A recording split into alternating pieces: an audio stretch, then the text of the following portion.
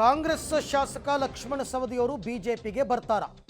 ಈ ಕುರಿತು ಈಗಾಗಲೇ ರಾಜ್ಯ ರಾಷ್ಟ್ರ ಮಟ್ಟದಲ್ಲಿ ಚರ್ಚೆ ಆಗ್ತಾ ಇದೆ. ನಾವು ಕೂಡ ಆಹ್ವಾನ ಕೊಟ್ಟಿದ್ದೀವಿ.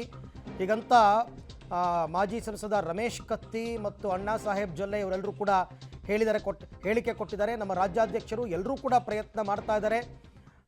ಅವರೇನಾದರೂ ಚುನಾವಣೆಗೂ ಮೊದಲೇ ಬಂದರೆ ಒಳ್ಳೆಯದು ಹೀಗಂತ ಹೇಳಿಕೆಯನ್ನು ಕೊಟ್ಟಿದ್ದಾರೆ. ಪ್ರಯತ್ನಗಳು ನಡೀತಾ ಇದೆ, ದೊಡ್ಡ ಮಟ್ಟದಲ್ಲಿ ಪ್ರಯತ್ನಗಳು ನಡೀತಾ ಇದೆ ಅಂತಕ್ಕಂಥದ್ದನ್ನು ರಮೇಶ್ ಕತ್ತಿ ಅವರು ಎಲ್ಲರೂ ಕೂಡ ಒಪ್ಕೊಂಡಿದ್ದಾರೆ. ನಾವು ಪ್ರಯತ್ನ ಮಾಡ್ತಾ ಇದ್ದೀವಿ. ಲೋಕಸಭೆ ಚುನಾವಣೆಗೂ ಮುನ್ನ ಅವರೇನಾದ್ರು ಬಿಜೆಪಿಗೆ ವಾಪಸ್ ಬಂದರೆ ನಮ್ಮ ಪಕ್ಷಕ್ಕೆ ಬಲ ಬರುತ್ತೆ, ಹಾಗಾಗಿ ಪ್ರಯತ್ನ ಪಡ್ತಾ ಇದ್ದೀವಿ ಅಂತ. ಲಕ್ಷ್ಮಣ ಸವದಿಯವರು ಬರ್ತಾರೆ ಅನ್ನುವಂಥ ಮಾಹಿತಿ ಐತಿ ಅನ್ನೋದ್ರ ಬಗ್ಗೆ ನೀವು ಚರ್ಚೆ ಮಾಡ್ತಾರೆ. ಆ ನಿಟ್ಟಿನಲ್ಲಿ ಈಗಾಗಲೇ ಚರ್ಚೆಗಳು ಪ್ರಾರಂಭವಾಗಿದ್ದಾವೆ. ರಾಷ್ಟ್ರೀಯ ಮಟ್ಟದಲ್ಲಿ ಚರ್ಚೆ ಪ್ರಾರಂಭ ಆಗ್ಯದ, ರಾಜ್ಯ ಮಟ್ಟದಲ್ಲಿ ಚರ್ಚೆ ಪ್ರಾರಂಭ ಆಗ್ಯದ. ಆ ನಿಟ್ಟಿನಲ್ಲಿ ನಮ್ಮನ್ನು ಸಹಿತ ಮಹಾಂತೇಶ್ ಇರ್ಬೋದು, ನಾ ಇರ್ಬೋದು, ಅರವಿಂದ್ ಇರ್ಬೋದು, ನಮ್ಮನ್ನು ಸಹಿತ ಅವರು ಕರೆದು ಮಾತನಾಡಿಸಿದ್ದಾರೆ. ನಮ್ಮ ಅಭಿಪ್ರಾಯಗಳನ್ನು ತಿಳಿಸಿದ್ದೇವೆ. ಅವರು ಸಹಿತ ಬಂದರೆ ಇನ್ನೂ ಪಕ್ಷಕ್ಕೆ ಹೆಚ್ಚಿನ ಒಂದು ಶಕ್ತಿ ಬರ್ತದೆ. ಅವರು ಒಬ್ಬ ನುರಿತ ರಾಜಕಾರಣಿ, ಜೊತೆಗೆ ಸಹಕಾರಿ ಕ್ಷೇತ್ರದಲ್ಲಿ ಸಾಕಷ್ಟು ಒಳ್ಳೆಯ ಕೆಲಸಗಳನ್ನು ಮಾಡಿರ್ತಕ್ಕಂಥ ಒಂದು ವ್ಯಕ್ತಿತ್ವವನ್ನು ಹೊಂದಿದ್ದಾರೆ. ಅವರು ಬಂದರೆ ನಾವು ತುಂಬ ಹೊರದಿಂದ ಅವ್ರನ್ನೂ ಸಹಿತ ಸ್ವಾಗತವನ್ನು ಈ ಸಂದರ್ಭದಲ್ಲಿ ಮಾಡ್ತಾ ಇದ್ದೀವಿ. ಆ ಒಂದು ಚರ್ಚೆ ಭಾಗದ ವ್ಯಕ್ತಿಯಲ್ಲಿ ನಾನು ಒಬ್ಬನು ಅನ್ನೋ ಮಾತನ್ನು ಈ ಸಂದರ್ಭದಲ್ಲಿ ಹೇಳಲಿಕ್ಕೆ ಇಚ್ಛೆಪಡ್ತೀನಿ. ಸ್ಥಾನಮಾನಕ್ಕಾಗಿ ಯಾರೂ ಬರುವುದಿಲ್ಲ.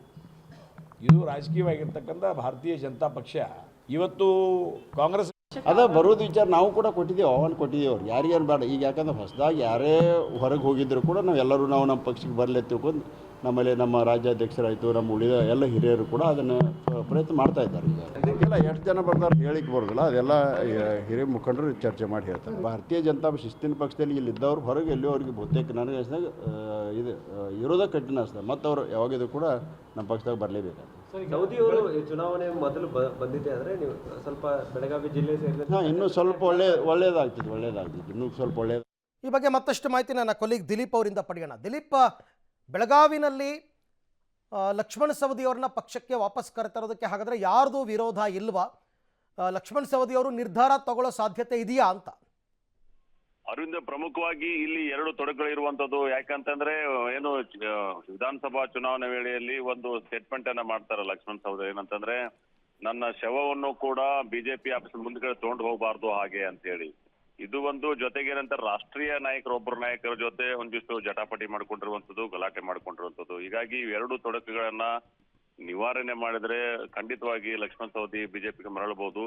ಆದ್ರೆ ರಾಜ್ಯ ನಾಯಕರು ಜೊತೆಗೆ ಸ್ಥಳೀಯ ನಾಯಕರೇನು ಅಣ್ಣಾ ಸಾಹೇಬ್ ಜೊಲ್ಲೆ ಇರ್ಬೋದು, ರಮೇಶ್ ಕತ್ತಿ ಅವರು ಇರ್ಬೋದು, ಇವರು ಕೂಡ ಬಹಳಷ್ಟು ಪ್ರಯತ್ನನ ಮಾಡ್ತಾ ಇದ್ದಾರೆ. ಆದ್ರೆ ರಾಷ್ಟ್ರೀಯ ನಾಯಕರ ಜೊತೆ ಮುನಿಸಿರೋದ್ರಿಂದ ಅಲ್ಲೊಂದಿಷ್ಟು ಸಮಸ್ಯೆ ಆಗಿರ್ಬೇಕಾಗುವಂಥದ್ದು. ಮತ್ತೆ ಆ ಸಮಸ್ಯೆ ಬಗೆಹರಿದ್ರೆ ಈಗಾಗಲೇ ಏನು ವಿಜಯೇಂದ್ರ ಇದ್ದಾರೆ, ಅವರು ಕೂಡ ಪ್ರಯತ್ನನ ಮಾಡ್ತಾ ಇದ್ದಾರೆ.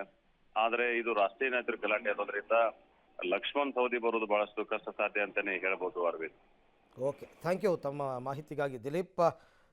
ಬಟ್ ನಾನು ಆವಾಗಿಂದನೂ ಹೇಳ್ತಾ ಇದ್ದೀನಿ, ಲಕ್ಷ್ಮಣ ಸವದಿಯವರು ಚುನಾಯಿತ ಪ್ರತಿನಿಧಿ, ಅವರು MLA ಇದ್ದಾರೆ. ಸೊ ಹಾಗಾಗಿ ಅವರು BJPಗೆ ಬರಬೇಕು ಅಂತಂದರೆ ರಾಜೀನಾಮೆ ಕೊಟ್ಟು ಬಂದು ಮತ್ತೊಂದು ಬೈ ಎಲೆಕ್ಷನ್ ಎದುರಿಸ್ತಾರಾ? ಇದು ಪ್ರಶ್ನೆ. ಅದಕ್ಕೆ ಸಿದ್ಧರಾದರೆ ಪಕ್ಷಕ್ಕೆ ಕರೆತರ್ತಕ್ಕಂಥ ಪ್ರಯತ್ನಗಳು ನಡೀಬಹುದು.